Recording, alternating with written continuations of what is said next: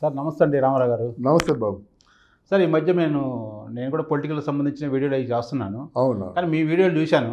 అవును. మీరు BJP support లేకుండా టీడీపీకి మనుగడ ఉండదు. అవును. ప్లస్ జగన్మోహన్ రెడ్డికి ఉన్నంత వరకు కూడా ఉమ్. జగన్మోహన్ రెడ్డిని ఏమీ చేయలేడు టీడీపీ కానీ చంద్రబాబు నాయుడు కానీ. అవును. ఎలక్షన్ చేసేటప్పుడు కానీ ఎలక్షన్ చేసుకునే విధానం కానీ అవును. జగన్మోహన్ రెడ్డి గారు బీభత్సం చేస్తారు అని చెప్పారు. మీరు ఏదో వీడియోలు చెప్పారు. అవునవును. అంటే అది ఆల్రెడీ నేను అనుకోవటం ఏంటంటే జనాలు ఆల్రెడీ డిసైడ్ అయి ఉన్నారు, ఉమ్. డిజైన్ చేసి ఉన్నారు సార్ మనకి. అవును. ఎందుకంటే ఎంతమంది ఎన్ని దాడులు చేసినా ఉమ్. హింసాకాండలు చేసినా జగన్ తిరగబడే రోజులు వచ్చాయని నేను అనుకుంటున్నాను. ఉమ్. ఎందుకంటే ఎక్కువ రోజులు ఎవరు చూడలేరు సార్. అవును. అన్యాయాన్ని సహించడానికి కొద్ది రోజుల వరకు పాటిస్తారు, ఏదైనా సహనం ఉంటుంది. అది అవును. శృతి మించింది అనుకోండి. ఉమ్. కానీ ఈ ఆయుధాలు, తుపాకులు, పోలీసు ఎంత పనిచేయదని నేను అనుకుంటున్నాను. అవును. దాని మీద మీ అభిప్రాయం ఏం చెప్తారా? అంటే మీరు మామూలుగా సామాన్యమైన వ్యక్తి కాదు, మీరు కొంచెం సమాజాన్ని బాగా స్టడీ చేసి చెప్పే అంశాలే చెప్పారు నాతో కూడా. ఇక్కడ మనం ముఖ్యంగా ఈ టీ మీడియా వాళ్ళు ఏం చేస్తున్నారంటే ప్రజల మధ్యకు వెళ్తున్నారు, ఓకే ప్రజల మనోభావాలు తెలుసుకుంటున్నారు, ఓకే ప్రజల గుండె మట తెలుసుకుంటున్నారు. ఓకే అదే మనం వినిపిస్తున్నాం. మనం ప్రత్యేకించి చెప్పేది ఏమి లేదు, దీని ఓకే. సిద్ధాంతాలు కానీ ఏమీ అవసరం లేదు. ఓకే ఇక్కడ ప్రజలు ఏంటంటే విసిగిపోయి ఉన్నారు. ఎందుకు విసిగిపోయారంటే 5 సంవత్సరాల పరిపాలనలో ఏం చేశావు, ఎన్ని పరిశ్రమలు వచ్చాయి, ఎన్ని ఉద్యోగాలు వచ్చాయి, ఇలా బేరీజ్ వేసుకుంటే నథింగ్. ఓకే బట్ వాళ్ళు అనుకున్నటువంటి ప్రకారంగా ఈ పథకాలు వచ్చాయని అనుకుంటున్నారు కదా. ఈ పథకాలు ఇప్పుడు కాదు, ఎప్పుడో తెలుగుదేశంలో ఉన్నాయి, వైఎస్ఆర్ కాంగ్రెస్ పార్టీలో ఉన్నాయి. ఇప్పుడు మీరు అడిగిన ప్రశ్నకు సమాధానం ఏంటంటే ఇక్కడ తెలుగుదేశం జనసేన పార్టీలకి ప్రజల్లో మంచి ఆదరణ ఉంది, ఉంది. సభలు బాగా జయప్రదం అవుతున్నాయి. అది వీళ్ళ సభలే జయప్రదం అవుతున్నాయా అని మూలాలకు వీళ్ళు ఆలోచిస్తే మొన్న భీముపట్నంలో కూడా 10 లక్షల మంది జనాలు జగన్మోహన్ రెడ్డి సభకు వచ్చారు. వస్తారండి, అది తరలించారు, వచ్చారు రావటం కదా, అది బలవంతంగా తీసుకొచ్చి పెట్టారు అక్కడ. ఈ జనాల గురించి మాట్లాడుతూ వీళ్ళ సభలకే కాకుండా జగన్మోహన్ రెడ్డి సభలకు కూడా జనాలు వచ్చారు. ఈ జనాల్ని బేరీ చేసుకొని ఓట్లు పడతాయనుకొని అంత అమాయకుని కాదు నేను. ఇక్కడ మనకేంటంటే జగన్మోహన్ రెడ్డి మీద ఉన్న వ్యతిరేకత కానీ ఏది కానీ అక్కడ జనసేనకి తెలుగుదేశం పార్టీకి సపోర్టుగా బీజేపీ పార్టీ ఉంటే కాకు షూర్గా వీళ్ళు ఈ కూటమి గెలుస్తుందనేటువంటి కన్క్లూజన్కి వచ్చాను. దానికి కారణాలు ఉన్నాయి. ఓకే. ఎందుకంటే బీజేపీ పార్టీ వీళ్ళతో కలవకపోయినట్టయితే అదిగో కలుస్తా ఇదిగో కలుస్తా అంటున్నారు. కానీ ఈయన మొదటి నుంచి మన పవన్ కళ్యాణ్ ఒకే మాట చెప్తున్నాడు, మాతో కలిసి బీజేపీ కూడా కలిసి వస్తే బాగుంటుందని చెప్తున్నాడు. అంటే ఈ బీజేపీ తెలుగుదేశం జనసేన కూటమినే ఆయన మొదటి నుంచి కూడా ఆహ్వానించుకుంటున్నాడు. అంటే మనం ఆహ్వానించినట్టుగా వాళ్ళ తాలూకు తీర్మానాలు ఉండవు, దేశవ్యాప్తంగా చూసుకోవాలి కదా. నేను మాట్లాడేది ఏంటంటే ఇది కాకుండా మనకి టీడీపీ జనసేన కలిసి వెళ్ళినప్పుడు బీజేపీతో సంబంధం లేకుండా అది ఒంటరిగా పోటీ చేస్తుందా లేకపోతే ఇండైరెక్ట్గా వైసీపీకి సపోర్ట్ చేస్తుందా అనేది అది పక్కన పెడితే ఈ రెండిట్లో వెళ్తే మీకు ఎలాంటి ప్రాబ్లం, ఈ బీజేపీ సపోర్ట్ లేకుండా గెలవడానికి అవకాశం లేదన్నారు మీరు. ఆ వీడియో గురించి మాట్లాడారు, మీరు చాలా బాగా చెప్పారు. ఇప్పుడు అవినాష్ రెడ్డి అరెస్టు ఎందుకు పోస్ట్ పోన్ అవుతుంది, ఏ శక్తి నిలుపుదల చేస్తుంది? ఓకే, మన సపోర్టు ఉందని గట్టిగా చెప్పను, బట్ అది సపోర్టు ఉందా లేదనేది ప్రధానిగానే తెలుసు. అలాగే రేపు చిన్న చిన్న విషయాలకే అంత అంటే కాపాడుకుంటూ వస్తున్నటువంటి కేంద్రం జగన్మోహన్ రెడ్డి గారిని కాపాడుకోదా? ఒకటి మీ దానికి నేను అడ్డుదలుతున్నాను. చిన్న చిన్న విషయాలకు కాపాడుకోవటం వేరు, ప్రజలకు సంబంధించినది దాని విషయంలో కాపాడుకోవటం వేరు సార్. అక్కడ బీజేపీ కూడా ఏమవుతుందంటే ఒక వ్యక్తిగతమైన ఏదన్నా తప్పుడు చేసినప్పుడు దాన్ని వాళ్ళకి కాపాడటానికి శిక్షని తగ్గించడానికి లేదా శిక్ష లేకుండా చేయడం కోసం లేదా బెయిల్ ఇవ్వడానికి ఇలాంటివి సపోర్ట్ చేయొచ్చు. కానీ 5 కోట్ల మంది ప్రజల యొక్క వాళ్ళ యొక్క మనోభావాలు దెబ్బతిన్నా, వాళ్ళ యొక్క పరిస్థితులు, వాళ్ళ మానసికంగా ఏ రకంగా ఇబ్బంది పడుతున్నారో వీళ్ళు 5 కోట్ల మంది ప్రజానీకం గురించి ఆలోచించినట్టయితే స్పెషల్ స్టేటస్ ఏమైపోయిందండి.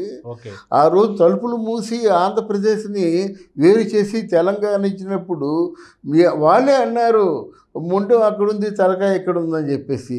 మరి ఆంధ్రదేశంలో 5 కోట్ల మంది గుర్తుకు రాలేదా అండి? తర్వాత 5 సంవత్సరాల రాజధానిగా హైదరాబాద్ ఉండాలని చెప్పినప్పుడు 5 సంవత్సరాలు కాదు 10 సంవత్సరాలు ఉండాలని బీజేపీ వాయిస్ వినిపించినప్పుడు వాళ్ళు వీళ్ళు ఎంత అన్యాయం అయిపోయారో ఆలోచించలేదండి. కనుక మోదీ అమిత్ షా వాళ్ళ తాలూకు ఆ కంట్రోల్లోను రూలింగ్లోను చాలా లోపాలు ఉన్నాయి. చాలా లోపాలు లేవని చెప్పడం కాదు. ఇక్కడ అధికారం వాళ్ళ చేతిలో ఉంది కనుక, హోము వాళ్ళ చేతిలో ఉంది కనుక, ఎలక్షన్ కమిషన్ పగడబందీగా అమలు జరపడం లేదు కనుక, ఎలక్షన్ కమిషన్ తాలూకు బాధ్యత ఏమిటి? నేరస్తుడికి బీఫామ్ ఇవ్వకూడదు, నేరస్తుడని నిర్ధారణ అయితే బీఫామ్ తీసుకోకూడదు. మరి ఎంతమంది క్రిమినల్స్ ఉన్నారు, ఎంతమంది ఎకనామికల్ అంటే వాట్ మీన్ మాఫియా గ్యాంగ్ ఉన్నారు, మరి వీళ్ళందరికీ బీఫామ్ ఇస్తున్నారు కదా సార్. అది అందరికీ తెలిసిన విషయాలండి. కొన్ని మనకి ఎలా ఉంటాయంటే, నేతి బీరకాయలో నేతి ఉంటుందని చెప్పండి. అవునవును. అదే రకంగా ఇక్కడ మనకి ఎక్కడైతే క్రిమినల్స్కి మనకు సీట్లు ఇవ్వకూడదు, ప్రజాప్రతినిధులుగా ఎన్నుకోకూడదు, చట్టసభల్లోకి రాకూడదు అనేది మనకి అందరికి తెలిసింది. అది రాజ్యాంగపరంగా కానీ లేదా ఒక మామూలుగా హ్యూమన్ బీయింగ్గా ఆలోచిస్తే మనం వాళ్ళందరూ దూరంగా పెట్టాలనేది. కానీ ఇక్కడ మీకు చూడండి, అంటే ఒక పార్టీ అని కాకుండా ఏ పార్టీ అయినా దేశంలో ఉన్న ఎక్కడ ఎమ్మెల్యేలు కానీ ఎంపీలు కానీ ఎక్కువ శాతము ఏదో ఒక రకమైన కేసులు కానీ, నేర స్వభావం కానీ, ఏదన్నా దౌర్జన్యాలు చేసి కానీ, అక్రమాస్తులు కలిగి ఉంటాం కానీ దాదాపుగా ఉంటున్నాయా లేదా ఏ ప్రజాప్రతినిధికైనా? కరెక్టేనండి. ఇంటి పెద్దే వక్రదారిని పెడితే ఆ కుటుంబం ఏమైపోతుందండి? దేశాన్ని పెద్దే వక్ర మార్గంగా ఆలోచించినట్లయితే ఆ దేశం ఏమైపోతుందండి? దాని గురించి మనం చర్చించుకోవాలి కదా. శాసన్ అనే పేరు విన్నారా మీరు? ఒక్క శాసన్ దేశాన్ని మార్పు చేసినప్పుడు, ఒక శాసన్లో అంత నిజాయితీ ఉండి మొత్తం అందరూ కూడా వణిగిపోతున్నప్పుడు, మరి ఎలక్షన్ కమిషనర్లకు ఎందుకండి క్లిష్టమైనటువంటి కండిషన్స్ పెట్టరు? అంటే ఎవరిష్టం వాళ్ళది. ఎందుకు పెట్టుకున్నారు? అందువల్ల అంటే కేంద్రం చెప్పు చేతల్లో ఎలక్షన్ కమిషన్ ఉంటుంది, ఎలక్షన్ విధానం ఉంటుంది. బట్ ప్రజలు అనుకున్నట్టుగా ఈవీఎంలు కూడా ఉంటాయని మనం అనుకోవడం లేదు. అవి మేమందరం ఓట్లు వాళ్ళకే వేసామండి, మా ఓట్లు పడకపోవడం ఏంటంటే ప్రజలు అనుకుంటున్నమాట, మనం వింటున్నమాట. అందువల్ల వాళ్ళు ఏమాత్రం నిక్కచ్చిగా ఉంటే బాగుంటుంది. మోదీకి చిరకాలం మూడోసారి పిఎం కావాలనే ఉద్దేశంతో, సో ఆయన పిఎం అయ్యే దిశగా ఆయన తాలూకు వ్యూహరచన అంతా ఉంటుంది. దానికి ఆయనకి సపోర్ట్ కావాలి. ఆ సపోర్ట్ ఎవరు చేస్తారో వాళ్ళకి అంతర్గతంగా సపోర్ట్ చేస్తారు వీళ్ళు. ఇది ఇక్కడ మూలం. అది ఈవీఎంలో తేడా ఉంటుందనే దాని గురించి మనం కూడా చెప్పలేము. అది వాస్తవమా నిజమా, అది అబద్ధం అనేది మనం కూడా చెప్పలేము. అవునవును. కానీ ఈ ఎలక్షన్ కమిషన్ని కంట్రోల్ చేయగలుగుతారు, పోలీసులను కంట్రోల్ చేయగలుగుతారు ఏది కేంద్ర ప్రభుత్వం, ఏది జగన్ సపోర్ట్గా. కానీ ప్రజల్ని ఎలా కంట్రోల్ చేయగలుగుతారు చెప్పండి ఒకసారి మీరు? ప్రజల్నే చేస్తున్నారు కదండి. ప్రజల్లో విప్లవం వచ్చిందండి. అదే what I'm going to tell you is, ప్రజలు ప్రశ్నించే గొంతు నొక్కేస్తున్నారు. ప్రశ్నించే జర్నలిస్ట్ తలకాయ పగలు కొడుతున్నారు. నిన్న కాక మొన్న ఆంధ్రజ్యోతి తాలూకు ఫోటోగ్రాఫర్ ఏమో కత్తి పోట్లు పొడిచారన్నమాట. ఆయన చస్తాడో బ్రతుకుతాడో తెలీదు. ఇదంతా కేంద్రానికి తెలీదా, హోము తెలీదా, లోకల్ హోము తెలీదా? తెలిసి ఏ నిర్ణయాలు తీసుకుంటారు, ఏ శిక్షలు వేస్తున్నారు. ఈరోజు మర్డర్ చేస్తే శిక్ష ఉందా అంటే లా అండ్ ఆర్డర్స్ ఫెయిల్ అయిపోయినట్టే కదా. సిబిసిఐడి నిర్ధారించేంత శిక్షలు ఎందుకు? ఇంతకాలం మీరు గ్యాప్ తీసుకుంటారు అంటే సిబిసిఐడి ఫెయిల్ అయిపోయినట్టే కదా. సిబిసిఐడి ఫెయిల్ అయినా, లా అండ్ ఆర్డర్స్ ఫెయిల్ అయినా హోముకి చెందుతుంది కదా. ఎందుకు ఎలా జరుగుతుంది? దేశం అల్లకొల్లోలం అయిపోతుంది. ఈరోజు జగన్మోహన్ రెడ్డికి వ్యతిరేకంగా ఎవరైనా ప్రశ్నిస్తే గొంతులోకి వేస్తున్నారు. ప్రశ్నిస్తే పెడరెక్కలు విడిచిగట్టి డాక్టర్ సుధాకర్ ఎన్ఎస్సీని ఎంత దారుణంగా చెప్పారండి. అప్పుడు ఈ న్యూస్ కేంద్రానికి తెలియదు అంటారా? మన జగన్మోహన్ రెడ్డి ఎంత దారుణంగా వ్యవహరిస్తున్నాడో, ఎంత హింసాత్మకంగా వ్యవహరిస్తున్నాడో ఇదంతా తెలియదండి. ఇక్కడ జరిగితే అక్కడ తెలుస్తుందండి. జనలకు ఇంటెలిజెన్స్ రిపోర్ట్ ఉంటుంది, వాళ్ళకి అదే పని కదా. దేశంలో నలుమూలలో ఏం జరుగుతుంది అనేటువంటి ఆలోచనతో ఉంటారు. కానీ ఇప్పుడు నా తాలూకు అనుభవం ఏమిటంటే, ఇప్పుడు వాళ్ళ మెదడులో ఉన్నది మూడవసారి మోదీ ప్రధానమంత్రి అవ్వాలి, ఆయన స్వప్నం సాకారం అవ్వాలి, అంతే. స్వప్నం సాకారం అవ్వాలని చెప్పడానికి ఒక చిన్న ఉదాహరణ. సర్దార్ వల్లభాయ్ పటేల్ అంటే ఆయన చాలా ఇష్టం, మామూలు ఇష్టంగా చాలా ఇష్టం. అందుకని 4,000 కోట్లతో సర్దారు వల్లభాయ్ పటేల్ తాలూకు విగ్రహాన్ని నిర్మించారు. అది ఇష్టం కంటే కూడా నాకు రాజకీయ పరంగానే వాడుకోవడానికి చేశారని అనుకుంటారు. అది ఇది ప్రజాధనం అండి. ఇష్టాలతో మనకి ప్రజాధనం కదా. ఆ 4,000 కోట్ల రూపాయలు ఆంధ్రదేశానికి ఇస్తే ఒక వర్గాన్ని సాటిస్ఫై చేయొచ్చు కదా. పోనీ అదేమైనా టూరిజం స్పాటా? పోనీ మీరు అనుకున్నట్టుగా బీజేపీ వాళ్ళు అనుకున్నట్టుగా సర్దార్ వల్లభాయ్ పటేల్కి అంత లేదు. ఓకే ఓకే ఆయన కరేజియస్ మ్యాన్ తప్ప దాని బదులు సుభాష్ చంద్రబోస్ అంటే ఉన్నారు. ఆయన అభిమానులు ఉన్నారు. అభిమాని కాదు, అతుక్కుపోతే అభిమానం మనం గుండె బాదుకుంటే రాదండి. ప్రజల మనసులో పూర్తిగా ధృవీకరించుకొని అభిమానంగా ఏర్పడుతుంటాయి వాళ్ళ ఐడియాలజీ తెలిసిన తర్వాత. సుభాష్ చంద్రబోస్ని నేతాజీ అని పిలిచిన వాడు గాంధీజీ. తెలుసా మీకు ఆ విషయం? తెలుసా? సుభాష్ చంద్రబోస్కి ఆపోజిట్గా పట్టాభి సీతారామయ్య ఉన్నాడు, బందరు కృష్ణా జిల్లా. ఆయన మొట్టమొదటి కరపత్రం తీసుకొచ్చిన వాడు, ఆయన మొట్టమొదటి LIC తీసుకొచ్చిన వాడు, ఆంధ్ర బ్యాంక్ తాలూకు స్థాపక అధ్యక్షుడు. అటువంటి వాడిని గాంధీ గారు సపోర్ట్ చేశారు. సపోర్ట్ చేసి మీరు ఆయన పట్టాభి సీతారామయ్యకి కానీ మీరు ఓటు వేసినట్టయితే గాంధీజీకి ఓటు వేసినట్టే అని సపోర్ట్ చేశాడు.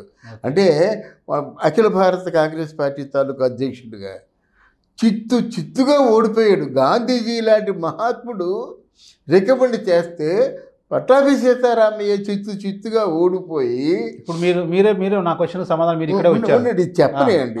సుభాష్ చంద్రబోసు గెలిచాడు. ఓకే, అప్పుడు దిస్ ఈజ్ ది వర్డ్. అంటే ఆ మహాత్మా నోటి నుంచి ఏమొచ్చిందంటే సామాన్యుడు కాదయ్యా నువ్వు నేతాజీ అన్నాడు చూసారా. అలాంటి వాళ్ళ విగ్రహాలు పెట్టినా కొంత అర్థం ఉంటుంది, కానీ ఏమిటి ఇదంతా?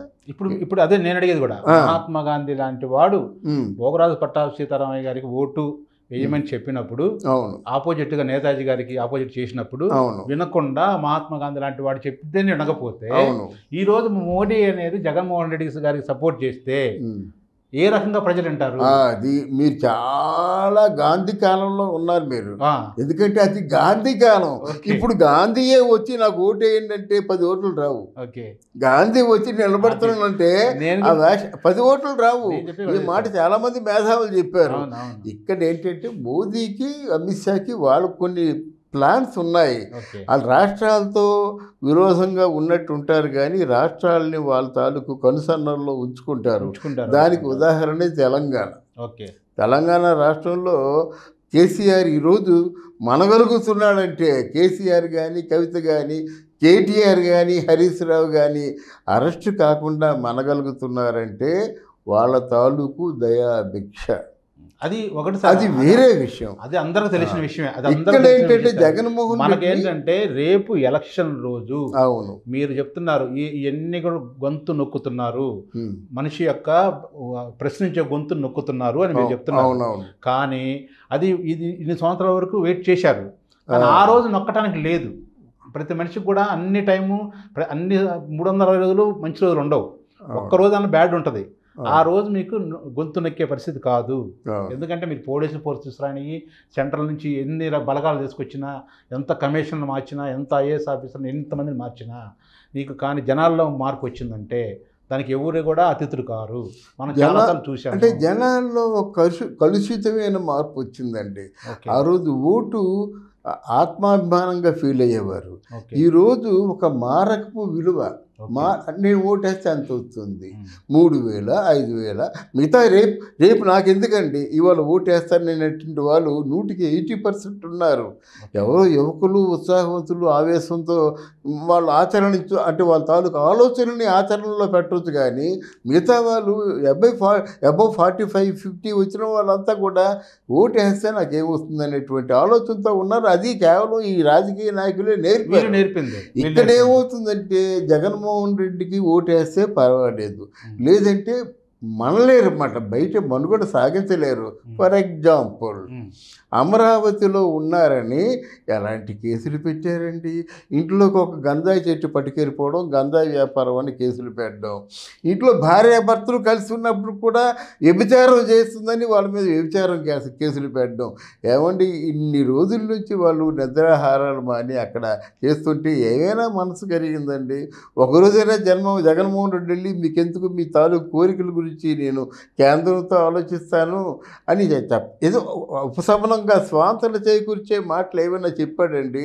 అటువంటి వాటిని పొద్దున ప్రజల్ని ఏం పరిపాలిస్తాడు? ఎందుకు చెప్పలేదండి ఆ విషయం? కానీ ఒకటి మీరు ఆయన డబ్బులు పంచుతాడు, పక్కనే ఉంది, ఎంత కరెక్ట్గా ఒక రకంగా చెప్పాలంటే వాకబుల్ డిస్టెన్స్. అవును, ఏది అమరావతి రైతులు నిరాహార దీక్ష ప్లేస్కి ఆయన ఉండేదానికి పెద్ద దూరం ఏం కాదు. అవును, మామూలుగా మన భాషలు చెప్పుకుంటే హైదరాబాద్ ప్రకారం చూసుకుంటే ఇక్కడ ఎందుకు చెప్పలేదు అని ఒక్కసారి కూడా వెళ్ళి వాళ్ళతోటి ఒక మాట చెప్పొచ్చు కదా.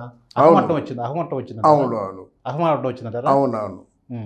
ఇక్కడ అదే ప్రశ్న ప్రజలు వేస్తున్నారు. ప్రజలు వేసుకుంటున్న ప్రశ్న అది. ప్రజలతో జగన్మోహన్ రెడ్డి ఏం చెప్పాడు? నేను మీతోనే ఉంటాను, మీలోనే ఉంటాను, అందుకే మీ దగ్గర ఇల్లు కట్టుకుంటున్నానని చెప్పాడు. ఇల్లు కట్టుకుంటున్నానని చెప్పిన పెద్ద మనిషి 3.5 సంవత్సరాల పాటు తాడేపల్లి ప్యాలెస్ దాటి ఎందుకు రాలేదండి? 3.5 సంవత్సరాల పాటు పరిపాలన లేదు. ఆయనకి అదృష్టం ఏంటంటే కోవిడ్ కలిసి వచ్చింది, అది తీసి పక్కన పెడదాం. తర్వాత కళ్ళు తెరిచేసరికి అంతా అస్తవ్యస్తంగా ఉంది. ఆయన పక్కన ఉన్నవాళ్ళు ఎవరండి? సాధ్యాలా? ఇకపోతే నలుగురు పెట్టారు, దుష్ట చతుష్టయం అని మిగతా వాళ్ళు అంటాడు, కానీ ఆయన దగ్గర నలుగురున్నారు. అమ్మనా బూతులు తిట్టే కొడాలి నాని, ఇక్కడేమో రోజా గారు, అక్కడేమో అనిల్ కుమార్ యాదవ్, అక్కడికి వెళ్ళినట్టయితే అంబటి రాంబాబు రికార్డింగ్ డ్యాన్సులకి వెళ్ళి పేరు నాని. వీళ్ళు నలుగురే కదా వాళ్ళు వ్యవహారం సాగిస్తున్నారు. ఇకపోతే ఏ శాఖ లేకుండా సకల శాఖలకి మంత్రి అయినటువంటి సజ్జల గారు ఉన్నారు. ఎవరికైనా మంత్రులకి అపాయింట్మెంట్ ఇచ్చారండి? ధర్మాన ప్రసాదరావు లాంటి నెంబర్ 2 వ్యక్తికి ఉదయం 7 గంటలు వెళ్తే సాయంత్రం 5 గంటల వరకు అపాయింట్మెంట్ ఇవ్వకుండా కూర్చోబెట్టినటువంటి అహంకారి జగన్మోహన్ రెడ్డి. ఆయన తాలూకు పరిపాలన కానీ, ఆయన తాలూకు అంటే కార్యాచరణ కానీ చాలా దారుణంగా, హింసాత్మకంగా, మన మాట వినలేదా వేసాయి, తలకాయ బదులు కొట్టాయి అంతే. ఎంత హింస చోటు చేసుకుంటుందండి? అపాయింట్మెంట్ ఇవ్వలేదు అంటున్నారు, వాళ్ళందరికీ తెలియదు, వాళ్ళకి ఆత్మాభిమానం ఉండదా? లేదండి, అమ్ముడుపోతున్నారు. ఏంటి ఎమ్మెల్యే తాలూకు పాయింట్ ఆఫ్ వ్యూలోంచి ఆలోచించినట్టయితే 100 కోట్లు ఆయన ఇవ్వమని అడుగుతున్నాడు అండి ఎమ్మెల్యేకి సీటుకి. అంటే 100 కోట్లు పెట్టుబడి, ఇంకొక 50 కోట్లు ఖర్చు పెట్టి 150 కోట్లు పెట్టుబడేవాడు ఆత్మాభిమానం చూస్తాడండి? అదేంటి ఒక వంశం తాలూకు కొట్టే తరతరా పార్టీ పెడుతుంటారు, డబ్బంతా పార్టీకి ఇవ్వాలి కదా.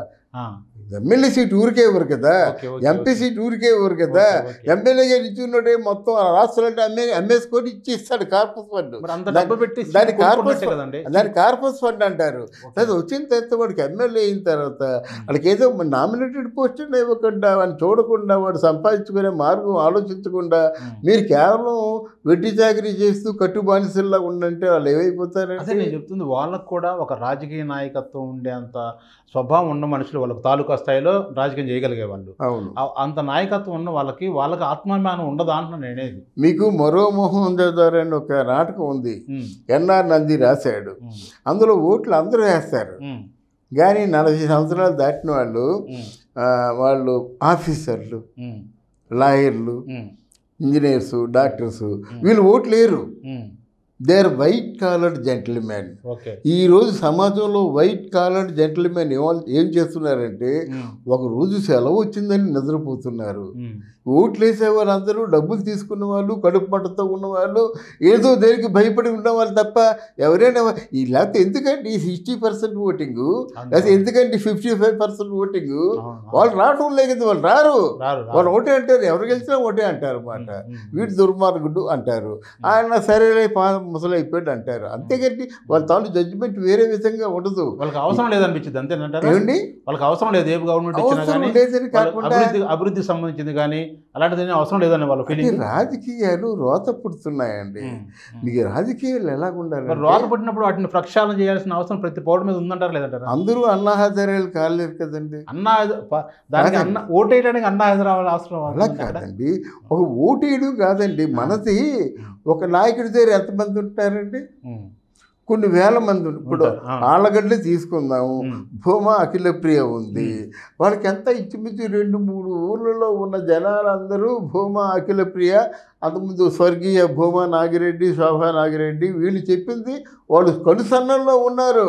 వాళ్ళకి ఇండివిజువల్గా ఓటు వేసే తెలివితేటలు కానీ, చొరవ కానీ, తెగింపు కానీ లేదు. వాళ్ళు వీళ్ళకి ఓటు ఏంటంటే వేస్తారు, అది మానేస్తారు అంతే. అలాంటి పరిస్థితుల్లో నాయకుడే చిత్తశుద్ధితో ఉండాలి. ఓకే. అర్థమైందా? అంటే తక్కువ అలాంటి మీరు చెప్పే మెంబర్స్ చాలా తక్కువ మంది ఉంటారు, అక్కడ ఉంటారు. కానీ ఈ రోజు లేరండి, దాదాపు ఇప్పుడు మనకు ఏపీలో తీసుకుంటే 175 మందిలో నాకు తెలిసి మీరు చెప్పిన ఈ సినారియోలో ఎవరైతే ఉన్నారో, అంటే నాయకుడు చెప్తే వినేవాళ్ళు కొన్ని ఊళ్ళు అనేవాళ్ళు నాకు తెలిసి స్వల్పంగా ఉంటారు. ఏదైనా ఒక 7 మంది, అది రాయలసీమ ఉండొచ్చాము అనుకుంటున్నాను నేను. ఈ సీమ ఆ సీమ అని కాదండి. ఇక్కడ ఇప్పుడు అందరూ ఉంటారండి. డబ్బులు ఉన్న వాళ్ళందరూ వ్యాపారస్తులు కాదు, డబ్బులు ఉన్న వాళ్ళందరూ లీడర్లు కాలేదు. పరిపాలన దక్షత, డెమాన్స్ట్రేషన్, ఆర్గనైజేషన్, ఎడ్యుకేషన్ ఇవి ఉండాలన్నమాట. అంతే, డబ్బు ఒకటే పారామీటర్ కాదు ఇక్కడ. ఇవన్నీ చూస్తారండి జనాలు. మీరు చెప్పే మీరు ఏదైతే నిర్వహించలేడండి. ఇప్పుడు జగన్మోహన్ రెడ్డికి కూడా మ్యాండేట్ ఇచ్చారండి, ఆయనకి సంపద సృష్టించడం తెలీదు. మరి తెలుగుదేశం పార్టీ అధినేత మన చంద్రబాబు నాయుడుకి ఎందుకు ఇచ్చారు? ఆయనకి 33,000 ఎకరాలని తీసుకున్నాడు. ఆయన బ్రెయిన్ ఎలాంటిదంటే 33,000 ఎకరాల్లోనూ 13,000 ఎకరాలు రాజధాని ప్లింత్ ఏరియా, ఇంకా 20,000 ఎకరాలు ఉంటుంది. ఎకరం ఎంత అండి? 2 కోట్లు తప్పనమ్మిన 40,000 కోట్ల రూపాయలు పులింది ల్యాండ్ వచ్చేసింది పెట్టుబడి. చూసారా? దాన్ని ఏం చేస్తున్నాడు? సింగపూర్ వాళ్ళు పిలుస్తున్నాడు, కమాన్ ల్యాండ్ మీకు ఇస్తాం, ఫ్రీ విద్యుత్ ఇస్తాము, 2 crores ఏకర్ ఇస్తాం. బయట మార్కెటింగ్ ప్రైస్ 10 crores ఉంది. చెప్తాడు, మార్కెటింగ్ క్రియేట్ చేస్తాడు. మీరు మాకేం చేయాలి? మాకు వీ నీడ్ 60% అంటాడు. బార్గెనింగ్కి వస్తారు, వీ నీడ్ 50% అంటారు. 40% ఎవరైనా ఇస్తారు. అప్పుడు ఏమైపోతుంది? మీకు 75% of the people will get the jobs in their concerns. At the same time నెలకి 40% తాలూకు ఇన్కమ్ వాళ్ళ ట్యాక్స్ రూపంలో వస్తుంది. అంటే సంపదని ఎలా సృష్టించాలి? అలా సృష్టించాలంటే గుడ్ విల్ కావాలి. గుడ్ విల్ కావాలంటే ఇప్పుడు సత్య నాదెల్లా ఉన్నాడండి, సత్య ఒకసారి వస్తావా నన్ను రమ్మంటావా అని చంద్రబాబు నాయుడు ఫోన్ చేయగలడు, జగన్మోహన్ రెడ్డి ఫోన్ చేయగలడా, ఇప్పుడు కేసీఆర్ ఫోన్ చేయగలడా? ఎవరైనా ఫోన్ చేస్తే ఆయన పలుకుతాడా? బిల్ గేట్స్ ఉన్నాడు, 5 నిమిషాల మించి ఇంకా ఎక్కువసేపు ఉండలేదని చెప్పాడు. మరి 45 నిమిషాలు చంద్రబాబు నాయుడుతో మాట్లాడాడంటే because his calibre, his innovative thoughts. అలాగా అట్లాంటి సంపద సృష్టించడం అంటే అందరూ సృష్టించలేరు. ఆ బ్రెయిన్, మార్కెటింగ్, రెవెన్యూ కావాలి. ఇప్పుడు సంపద సృష్టించడంలో చంద్రబాబు నాయుడు గారు మంచి దిట్ట అన్నారు. అవును, నాకు తెలిసి అంతకన్నా దిట్ట కూడా జగన్మోహన్ రెడ్డి గారికి ఆర్థికంగా ఏ రకంగా ఎదగాలో వ్యక్తిగతంగా ఆయన తెలిసినట్టు ఎవరికి తెలియదు. అదే రకంగా ప్రభుత్వానికి కూడా ప్రజలకు కూడా మనం ఆర్థికపరమైన వనరులన్నీ సమకూర్చుకొని సంపదలు సృష్టించి వాళ్ళకి ఇచ్చే ఉచితాలలో కూడా మనం వీటిలోంచి తీసుకొచ్చి ఇవ్వచ్చు అనే నాలెడ్జ్ ఆయన దగ్గర కూడా ఉంది. మీరు చెప్పిన ఏదైతే రాజధాని 33,000 ఎకరాల గురించి చెప్తూ 20,000 ఎకరాలు 2,000 కోట్లకు అమ్ముకున్న 40,000 కోట్లు వస్తాయని చెప్పేసి ఆ చిన్న లాజిక్ జగన్మోహన్ రెడ్డి గారు తెలియదు అంటారా? ఆయన దాన్ని ఉపయోగించుకొని దాన్ని సరే వ్యాపారం చేసుకుంటారా, లేదా అమరావతి నిర్మిస్తారా, లేకపోతే దీన్ని ఏ రకంగా సంక్షేమ పథకాలు వాడుకుంటారనేది తీసి పక్కన పెడితే ఆయనకి ఈ లాజిక్ తెలియదు అంటారా? దీంట్లో ఆర్థిక వనరులని సృష్టించే దీని సమాధానం మీరు ఉంటారా? కొన్ని ప్రాంతాల్లో 1 ఎకరం ల్యాండ్లో ఒక చిన్న గెస్ట్ హౌస్ లాగా ఉంటుంది. వాళ్ళు కష్టపడుతుంటారు, తిండికి కూడా ఇబ్బంది పడుతుంటారు అన్నమాట, చాలా బాధలు పడుతుంటారు అన్నమాట. అదే తెలివైన వాడు ఏం చేస్తారంటే వాడు ఉన్న మేరకు ఉంచుకొని మిగతాది అమ్మేస్తాడు. ఎంత వస్తుందండి? ఎప్పుడైతే చేతికి 2 కోట్లు వచ్చిందో ఆ 2 కోట్లతో ఏం చేస్తారండి? ఇది గొప్పది అంటారా? లేకపోతే మనీ లాండరింగ్లో ఉండి ఇప్పుడు జూదం ఆడి సంపదను క్రియేట్ చేయడం గొప్ప అంటారా? అంటే మనీ లాండరింగ్లో చీటింగ్ ఉంది కాబట్టి సిబిసిఐడి 43,000 కోట్ల రూపాయలకి కమాన్ ఆన్సర్ అంటున్నారు అన్నమాట. అది లేకపోతే ఆన్సర్ అంటే కదా, కష్టాచితో కష్టపడారు. ప్రభుత్వం తాలూకు ధనం, ప్రభుత్వం తాలూకు సంపద ప్రభుత్వానికే ఉంటుంది. అర్థమైందా? మనీ లాండరింగ్ అంటే ఏమిటి? వాళ్ళ నాన్న అడ్డం పెట్టుకొని ఏదో మొత్తం 155 కంపెనీల్లో ఫేక్ కంపెనీ సృష్టించి బ్యాంకు నుంచి రెవెన్యూ తీసుకొని పార్ట్నర్స్ తెచ్చి డబ్బులు తీసుకొని ఈ విధంగా ప్రభుత్వానికి సిబిసిఐడికి దొరికిపోయి మరి ఎందుకు 16 మాసాలు జైల్లో ఉన్నాడు? Because of only this. ఆయన హీజ్ ఆన్ ది బెయిల్. ఇండియాలో ఏ రాజకీయ నాయకుడు కూడా 3,000 సార్లు బెయిల్ అంటే కోర్టుకి వెళ్లకుండా నిరాకరించినటువంటి రాజకీయ నాయకుడు లేడు. ఎంత దాన్ని అనైతికంగా బిహేవ్ చేసే రాజకీయ నాయకుడిని ప్రజలు తిప్పుకొట్టాలని నేను కోరుకుంటున్నాను. అది ఎంతవరకు సాధ్యపడుతుందో కాలో చెప్పాలి. ఓకే, ఇప్పుడు మీరు రాజకీయ విశ్లేషకులు, అన్ని రంగాల్లో మీరు విశ్లేషణ సామర్థ్యం గల మనుషులు. మీరు ఏదైతే 43,000 కోట్లు కానీ, మనీ లాండరింగ్ స్కామ్లు కానీ, లేదా 3,000 సార్లు మీకు బెయిల్ వెళ్ళకుండా ఇన్నిసార్లు పెట్టిన దానికి ఇవన్నీ కూడా మీకు తెలిసినంతగా మామూలు కామన్ మ్యాన్కి ఇవన్నీ తెలియదు అంటారు. అసలు కామన్ మ్యాన్కి ఏంటంటే అధికారులు మోసం చేస్తున్నారండి. ఓకే, ఎందుకంటే ఏమండి ఎంత అనుచితం అండి. 5,000 రూపాయలు పెట్టేసి అదే రాళ్ళు మోసే వాళ్ళకి రోజుకి 500 రూపాయలు ఇస్తున్నారండి. 10 రోజుల్లో 5,000 వస్తున్నాయండి. BA డిగ్రీ చదువుకొని, MCom డిగ్రీ చదువుకొని, బీటెక్ డిగ్రీ చదువుకొని 5,000కి వెట్టి చాకరీ చేయించుకుంటున్నాడంటే ఏ ఆధారం లేకుండా, ఓకే, ప్రభుత్వం తరఫున ఏ భరోసా లేకుండా చేయించుకుంటున్నాడు. మొన్న 8,000 అయింది, ఇప్పుడు 30,000 చేస్తాడట. అంటే పేకాడుతున్నావా నువ్వు? పేకాడులో వాళ్ళు చూసారా కోస్తారు కదా, వాడు 10 అంటారు, 20 అంటారు, 50 అంటారు, 1000 అంటారు, 1,00,000 అంటారు. పేకాడు కాదు మనకు కావాల్సింది, వాస్తవం మనకు కావాలి. ఎక్కడి నుంచి డెవలప్ చేస్తున్నాం, ఎలా డెవలప్ చేస్తున్నాం, వీళ్ళ ఫ్యూచర్కి ఏ భరోసా కలిగిస్తున్నాం. వీళ్ళు ఈ సంపద అంతా తాకట్లు పెట్టిన సంపద అంతా జాతి సంపద అండి. జాతి సంపదను అమ్మేసుకుంటే ఎలాగవుద్ది? రాబోయే రోజుల్లో తాగుబోతుల మీద కూడా అప్పు చేసేసి వాడేసుకుంటే ఎలాగవుద్ది? ప్రభుత్వం తాలూకు బంగళాలు ఉన్నాయి విశాఖపట్నంలో, దాన్ని వాడేసుకుంటే ఎలాగవుతుంది? అరే ఋషులు కొండండి అది, బుద్ధుడు ఆరామాలు జరిగినటువంటి కొండని నువ్వు సగం గుండె బద్దలు చేసి మరి నువ్వు బంగళాలు కట్టుకుంటే ఎలా అవుద్దండి? ఇవన్నీ ప్రజల్లో ఉన్నాయి. అందుకే ప్రజలు సరైన తీర్పు చెప్పాలి అంటున్నాను. ప్రజలకి రేపు భవిష్యత్తు మీద ఆశ లేదు. ఉన్నాయండి. మీరు ఏదైతే వాలంటీర్ల గురించి చెప్పారో, బీటెక్ చేసి ఎంఏ చేసిన వాళ్ళు కూడా 5,000 చేస్తున్నారు అనేది. అవును, వాళ్ళకి మాత్రం అంత నాలెడ్జ్ లేదండి. అసలు నాకు తెలియదు. లేదండి. ఎందుకంటే భయపడా ఏమండి, ఒక బిర్యానీ కోసం మర్డర్ చేస్తున్నాడు చదువుకొని కుర్రాడు. ఓకే, మీ పేపర్లు ఫాలో అవుతారు. ఒక బిర్యానీ కోసం మర్డర్ చేస్తున్నాడు. వాళ్ళ ఇంట్లో ఆ తల్లి కానీ తండ్రి కానీ వాళ్ళు రోగాల బారిన పడు ఏదో కారణం చేత బాధలు పడుతుంటే ఒక 5,000 నెలకు వస్తుంది కదా చాలు. ఓకే, అది ఫీలింగ్ అండి. అంటే 5,000 కాస్త 8,000 చేశారు కదా చాలు.